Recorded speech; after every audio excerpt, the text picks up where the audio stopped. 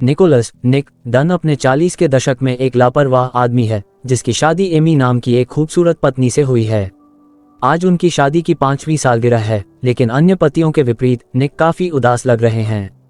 ये स्पष्ट है कि उसने अपनी पत्नी में रुचि खो दी है। उसके लिए उपहार खरीदने के बजाय वो कुछ पेय लेने के लिए एक बार में जाता है। बारटेंडर कोई और नहीं बल्कि उसकी जुड़वा बहन है, मार्गो। उसने निक का लटका हुआ चेहरा देखा और कारण के बारे में पूछताछ की। वो बस एमी कहता है और फिल्म फ्लैशबैक में चली जाती है जिस रात वे मिले थे।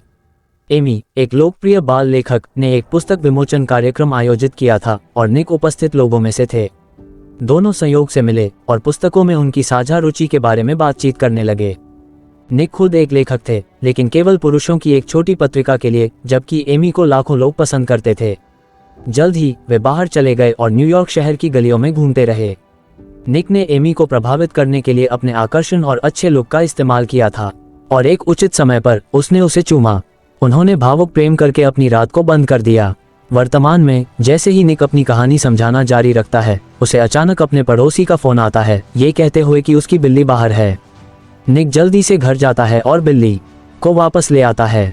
अजीब तरह से सामने का दरवाजा खुला।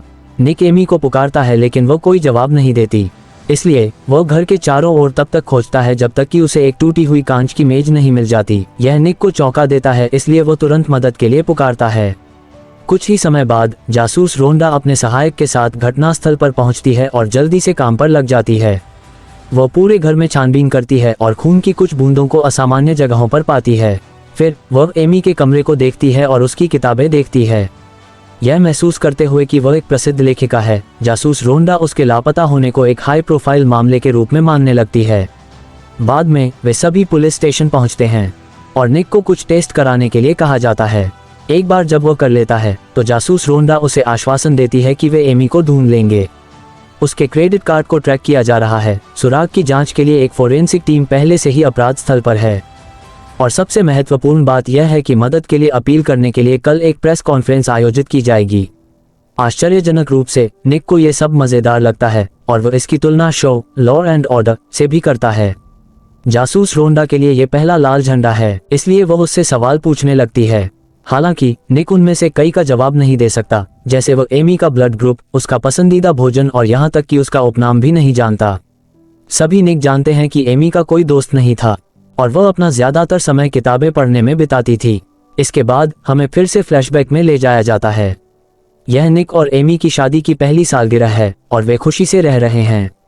वे अक्सर सार्वजनिक स्थानों पर सहवास करते हैं और एक दूसरे को महंगी वस्तुएं उपहार में देते हैं, लेकिन उन्हें क्या पता था कि इस बिंदु से उनका जीवन केवल नीचे की ओर जा रहा है। वर्तमान में जासूस रोंडा अपराध स्थल पर सुराग ढूंढ रही है। नोएल नाम की एक गर्भवती महिला एमी की सबसे अच्छी दोस्त होने का दावा करती हुई दिखाई देती है। उसने खुलासा किया कि वह केवल 3 ब्लॉक दूर रहती है और 1 साल से अधिक समय से एमी के साथ निकटता में है। ये रोंडा को पहले की तरह संदिग्ध बनाता है। निक ने बताया कि उसकी पत्नी का कोई दोस्त नहीं था। बहरहाल वह बाद में नोएले से पूछताछ करने का फैसला करती है और उसे दूर भेज देती है। इसके बाद वह डन निवास में प्रवेश करती है और फोरेंसिक टीम से सीखती है कि रसोई का फर्श खून से बिखरा हुआ था, जिसे बाद में साफ कर दिया गया था। इसके अलावा ये पता चला है कि पूरा घर एमी के नाम पर पंजीकृत है। अगले दिन निर्धारित प्रेस कॉन्फ्रेंस होती है। चूंकि एमी एक लोकप्रिय लेखिका हैं, सैकड़ों रिपोर्टर आ चुके हैं और पूरी बात का टेलीविजन पर सीधा प्रसारण किया जा रहा है। निक और उनके ससुराल वाले प्रेस कॉन्फ्रेंस संभालने के लिए तैयार हैं। जब निक की बारी आती है तो वह अनिच्छा से 2 वाक्य बोलता है और एक तस्वीर के लिए मुस्कुराता भी है। उस रात वह आराम करने के लिए अपने पिता के सुनसान घर में जाता है। तभी जासूस रोंडा आती है और यह पता चलता है कि वह उसका पीछा कर रही थी। इससे निक को गुस्सा आता है, इसलिए वह अपनी कार में जाने से पहले उसे जल्दी से घर से बाहर ले जाता है।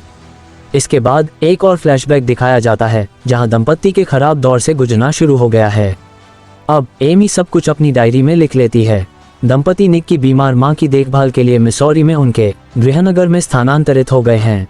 पहले ही कुछ महीने हो गए हैं, लेकिन निक को अभी तक नौकरी नहीं मिली है।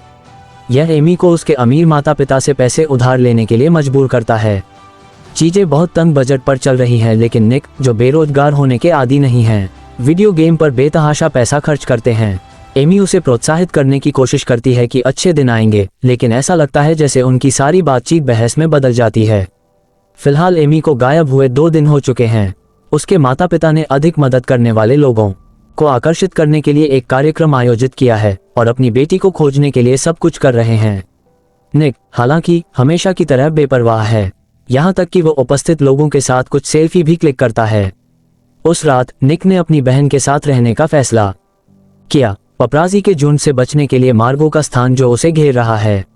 दुर्भाग्य से वहां भी उसके पास कोई राहत नहीं है। टेलीविजन पर मार्गो कई समाचार चैनलों को निक के लापरवाह रवैये के बारे में रिपोर्ट करते हुए देखता है। कुछ लोग सवाल भी करते हैं कि क्या पपराजी के झुंड से बचने के लिए मार्गो का स्थान जो उसे घेर रहा है। दुर्भाग्य से वहां भी उसके पास कोई राहत नहीं है। टेलीविजन पर मार्गो कई समाचार चैनलों को निक के लापरवाह रवैये के बारे में रिपोर्ट करते हुए देखता है। कुछ लोग सवाल भी करते हैं कि क्या वो बिल्कुल दुखी है।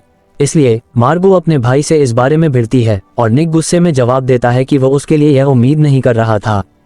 पिछले 2 दिन उसके लिए एक बुरे सपने की तरह रहे हैं, इसलिए वो बिना जज किए बस रात की अच्छी नींद चाहता है। लापता होने की कोई परवाह नहीं है क्योंकि वो किसी और से प्यार करता है, लेकिन वो बड़ा सवाल छोड़ देता है कि क्या वो इसके लिए जिम्मेदार है। इस बीच दोनों के बीच शारीरिक संबंध बनते हैं और वे एक साथ रात बिताते हैं। दुर्भाग्य से अगली सुबह मार्गो अपने भाई को हरकत में पकड़ लेती है और उससे चीजें छिपाने के लिए उसे डांटती है, लेकिन निक जल्दी से पलटवार करते हुए बताते हैं कि एमी ने उन्हें कितना दुखी महसूस कराया था। एक समय पर उसने उसकी देखभाल करना बंद कर दिया था और एक दिन भी बिताना मुश्किल हो गया था, इसलिए उसे किसी और में सांत्वना ढूंढनी पड़ी और कि कोई उसके छात्रों में से एक निकला। एंडी चौंक गई। मार्गो ने अपने भाई को चेतावनी दी कि अगर अधिकारियों को इस बारे में पता चला तो वो मुश्किल में पड़ जाएगा। वो निक को ये भी दिखाती है कि वो खबरों में है, लेकिन गलत कारणों से। एक अन्य फ्लैशबैक में एमी की डायरी के माध्यम से ये दिखाया गया है कि वह निक के साथ एक बच्चा पैदा करना चाहती थी, इस उम्मीद में कि यह उनकी चल रही समस्याओं को हल करेगा। हालांकि निक इस विचार के पूरी तरह से खिलाफ थे। परिणामी बहस में उसने उसे फर्श पर धक्का दे दिया। गलती से उसे चोट लग गई। हालांकि निक ने इसके लिए दरियादिली से माफी मांगी। एमी अपने ब्रेकिंग पॉइंट पर पहुंच गई थी और उस दिन से वो अपने जीवन के लिए डरने लगी और तलाक चाहती थी। हालांकि वह जानती थी कि निक उसे नहीं छोड़ेगा, कि सबसे अच्छी दोस्त मानी जाती है। नोएल सामने आती है और चिल्लाती है कि वो चीजें छिपा रहा है। भीड़ का ध्यान आकर्षित करने के बाद वह खुलासा करती है कि एमी वास्तव में उसके लापता होने के समय 6 सप्ताह की गर्भवती थी। ये सुनकर मार्गो, एंडी, अबी के माता पिता की सबसे अच्छी दोस्त मानी जाती है। नोएल सामने आती है और चिल्लाती है कि वो चीजें छिपा रहा है। भीड़ का ध्यान आकर्षित करने के बाद वह खुलासा करती है कि एमी वास्तव में उसके लापता होने के समय 6 सप्ताह की गर्भवती थी। ये सुनकर मार्गो, एंडी, अबी के माता पिता, हर कोई हैरान है। भीड़ भी निक के खिलाफ हो जाती है, लेकिन सौभाग्य से उसे पुलिस द्वारा बचा लिया जाता है। उस रात जब निक घर पर शराब पी रहा था, जासूस रोंडा ने तस्वीरों के एक सेट के साथ उसका सामना किया जो दिखाते हैं कि एमी और नोएल वास्तव में अच्छे दोस्त थे। वो उसे ये भी बताती है कि रसोई के अंदर का खून उसकी पत्नी का है। अंत में जासूस रोंडा इस निष्कर्ष पर पहुंची कि एमी की हत्या कर दी गई थी। उसे अपने सिद्धांत की पुष्टि करने और निक को सलाखों के पीछे पहुंचाने के लिए केवल मृत शरीर की जरूरत है। उसके जाने के बाद मार्गो अपने व्यथित भाई के पास जाती है और उससे एमी की गर्भावस्था के बारे में पूछती है। हैरानी की बात है, निक ने खुलासा किया कि वह इसके बारे में कभी नहीं जानता था। वास्तव में एमी कभी भी बच्चा नहीं चाहती थी। उसी समय जासूस रोंडा सुराग खोजने के लिए निक के पिता के घर पहुंचती है। उसे कोई शरीर नहीं मिलता है, लेकिन वो भट्टी में एमी की अधजली डायरी पाती है। इसके बाद हमें लापता होने के दिन तक ले जाया जाता है। घटनाओं के एक चौंकाने वाले मोड़ में ये पता चलता है कि एमी खुद पूरी घटना की अपराधी है।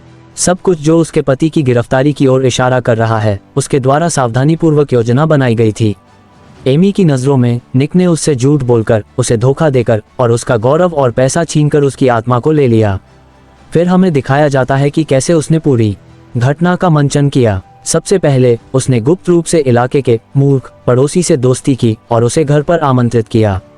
ये जानते हुए कि नोएल गर्भवती थी, एमी ने चालाकी से उसके मूत्र का नमूना चुरा लिया और नकली मेडिकल रिकॉर्ड बनाने के लिए उसे एक स्थानीय अस्पताल ले गई। उसने नोएल के दिमाग में ये झूठ भी भर दिया कि कैसे निक हर रात उसकी पिटाई करता है।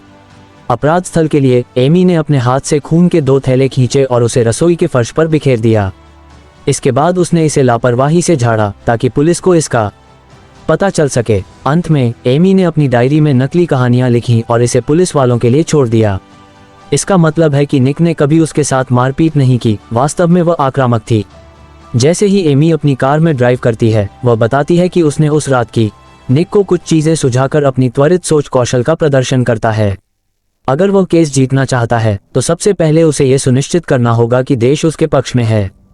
उसके लिए उसे एमी को बदनाम करना होगा।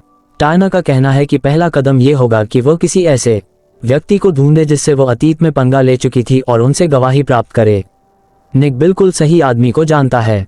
उससे पहले एमी देसी कॉलिंग्स के साथ रिश्ते में थी, न्यूयॉर्क का एक अमीर आदमी।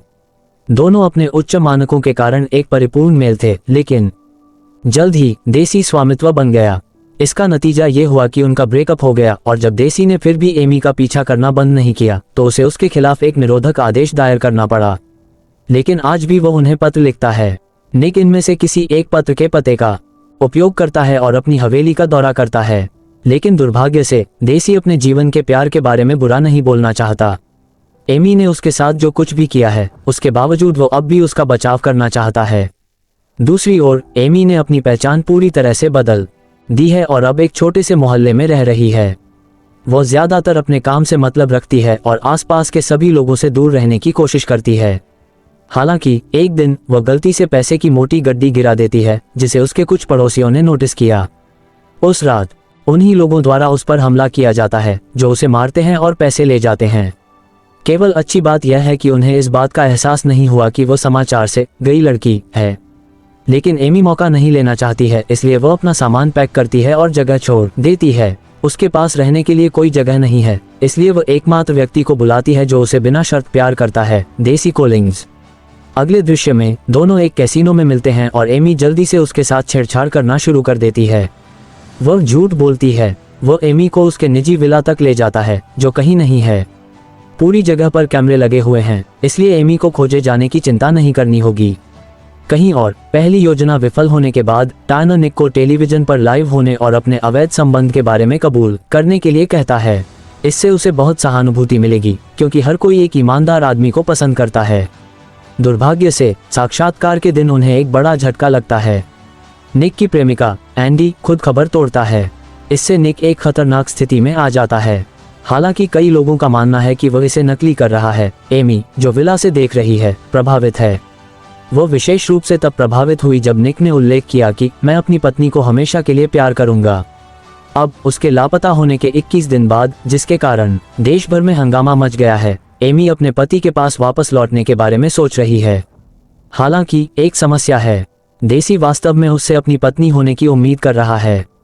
यहाँ तक कि उसने अपना निजी जीवन छोड़कर उसके साथ विला में खुद को आइसोलेट कर लिया है। एमी जानती है कि अगर वह छोड़ने की कोशिश करती है तो वह हिंसक हो जाएगा और कुछ कठोर करेगा।